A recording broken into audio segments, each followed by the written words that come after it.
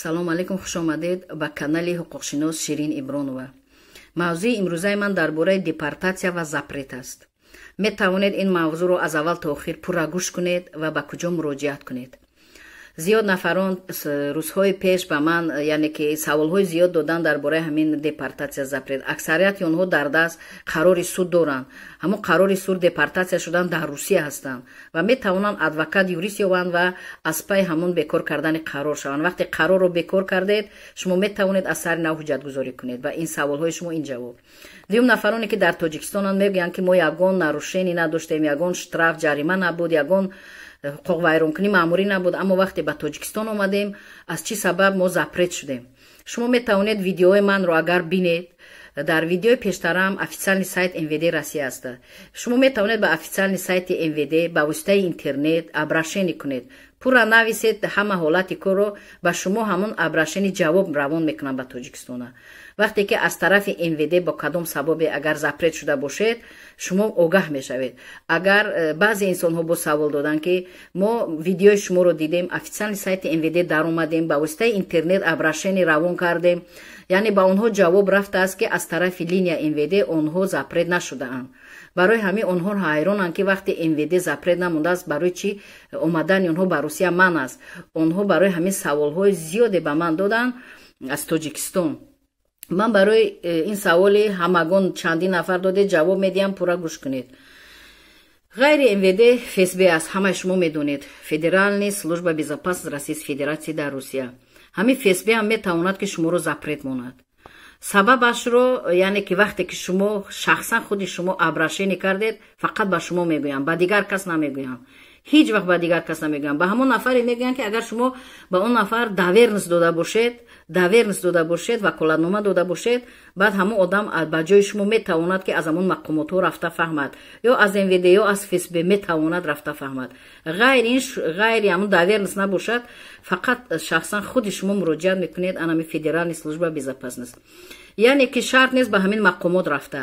метавонед аз тамоми давлат ҳам, аз Тоҷикистон ҳам, аз Русия ҳам дар хона нишаста муроҷиат кунед ба воситаи интернет.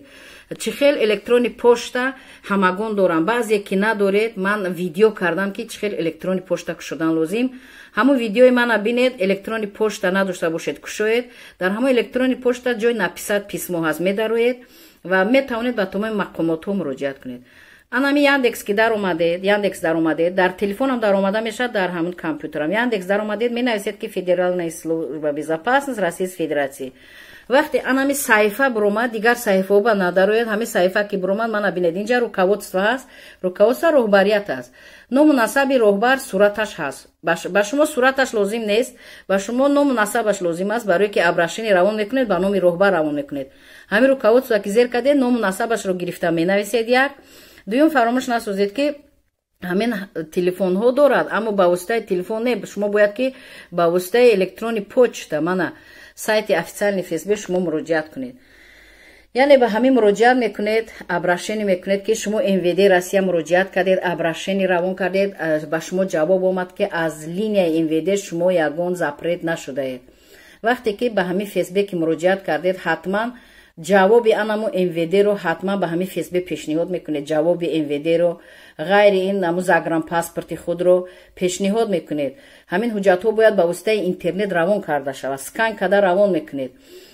шумо ки надошта бошед, ҳамин хел технико интернет кафе доранд, даромада илтимос кунед, кӯмак мекунанд. ва ҳамин сайт ки даромадед, ҳамин сайт ҳолати корро мефаҳмонед ки аз МВД шумо запрет нестед, чаро шумо запрет ҳастед ва омадани шумо дар оянда номумкин аст. анами ФСБ ҳам ба шумо ҷавоб медиҳад. ҳатман шумо аз тарафи Тоҷикистон бошед, дигар давлат бошед, вақте ки ба мақомотҳои ҳифзи ҳуқуқи Русия муроҷиат мекунед, қонун дар бораи муроҷиати шаҳрвандон таҳти рақами 59 ҳаст. ҳатман ба ҳамон муроҷиати шумо ҷавоб меравад, беҷавоб намемонед. аз МВД ҷавоб гирифта бошед ки ягон нарушение нест ва ФСБ ҳам муроҷиат кунед, ба шумо ҷавоб диҳанд. агар аз ФСБ ҳам ягон нарушение набошад, анамин ду ҷавобро мегиред, 2-3 копияӣ мекунед. вақте ки сарҳаду кушода шудан ба Русия биёед, бемалол омада метавонед, дар ҳамон вақти аз сарҳад гузаштан ҳамон ҷавобҳоро нишон медиҳед. вақте касе гӯяд ба шумо ки шумо запрет ҳастед, баъзеҳо метавонанд ки шумо медонед, бисёриҳо мефаҳманд ки баъзеҳо ба чӣ сабаб чунин гапҳоро мегӯянд. ва вақте ки шумо ҳамун ҷавоби фсб мвдро нишон додед, дигар шуморо гапе намезанад. шумо бемалол гузашта аз сарҳади ҳамун Россия дар омадан мегиред. вақте ки сарҳадҳо кушода шуданд официална, ҳамун ҳуҷҷатҳои ҷавобро дар даст гирифта бемалол омадан мегиред. барои ҳамин бо нафароне буданд ки савол доданд, судшуда буданд ва яъне ки бо ҳамун сабаби судшуда онҳо яъне запрет шуданд.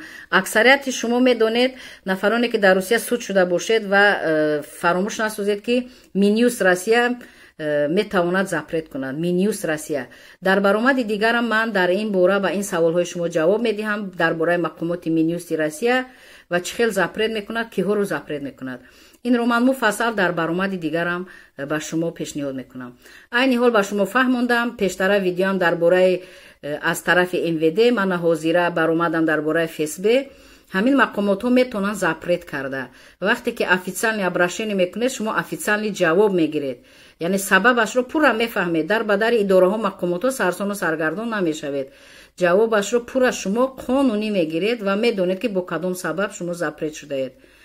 ғайри ин ҳаминро гуфтаниям ки нафароне ки подписчик ҳастед, ба шумо автоматики видео меравад. илтимос агар шумо истифода баред, ба шумо лозим набошад, шумо падилитса кунед ба дигар ҳамватанон ё лайк монед ки видеоҳо нашр шаванд, дигар ҳамватанон бубинанд, сарсону саргардон нашаванд. чунки зиёд ҳастанд дар байн қалобоне ки онҳоро фиреб мекунанд, бо ҳар роҳу восита пулҳои онҳоро меситонанд ва ягон яъне ки ҷавоби аниқ ба онҳо наметиҳанд. барои ҳамин хуб мешавад худи ҳамватанон ба ҳамин МВД ё ки ФСБ официални сайт обрашение кунанд, ҷавоби аниқ мегиранд. ва саломат бошед. ба канали ҳуқуқшинос Ширин Ибронова обуна шавед ва мин баъд хабарҳои навро ё ки ба тамоми мақомотҳое ки проблема доред чӣ гуна муроҷиат карданро ман ба шумо ҳама тарафа қонунӣ нишон медиҳам. саломат бошед.